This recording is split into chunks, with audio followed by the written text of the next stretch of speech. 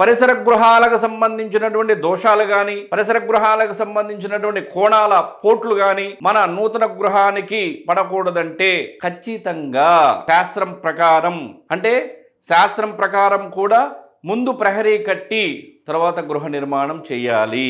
నేటి కాలమాన పరిస్థితుల్లో ఎవరు కూడా గృహానికి సంబంధించి మాత్రమే ఆలోచిస్తున్నారు, ప్రహరీకి సంబంధించి ఆలోచించటం లేదు. తద్వారా జరిగేటువంటి నష్టాలు ఒకటి కాదు, ఎన్నో ఉన్నాయి. అవేంటంటే ఏ దిక్కు పెరగకూడదో ఆ దిక్కు పెరుగుతుంది, ఏ దిక్కు పెరగాలో ఆ దిక్కు పెరగటం లేదు. ఎందుకు? కట్టడి, మీకు ఉన్నటువంటి స్థలానికి సంబంధించినటువంటి కట్టడి లేకపోయినప్పుడు ఖచ్చితంగా కూడా మన స్థలం కాకపోయినా కూడా పక్కవారి స్థలం కూడా మన స్థలానికి కలిసి ఉండటం వల్ల దాని ఎఫెక్ట్ కూడా మన పైన, గృహస్థుల పైన, యజమాని పైన పడుటకు అవకాశం ఎక్కువ ఉంది.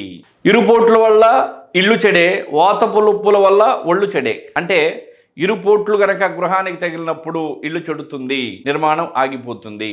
కాబట్టి అసలు వాస్తు శాస్త్రం ప్రకారం భూదేవికి సంబంధించి భూమి యొక్క కొలత ఏ విధంగా ఉంది, దానిని మనం తీసుకొని ప్రహరీ నిర్మాణం ఏ విధంగా చేయాలనేటువంటిది ఇప్పుడు మనం శాస్త్రం ప్రకారం తెలుసుకునేటువంటి ప్రయత్నం చేద్దాం.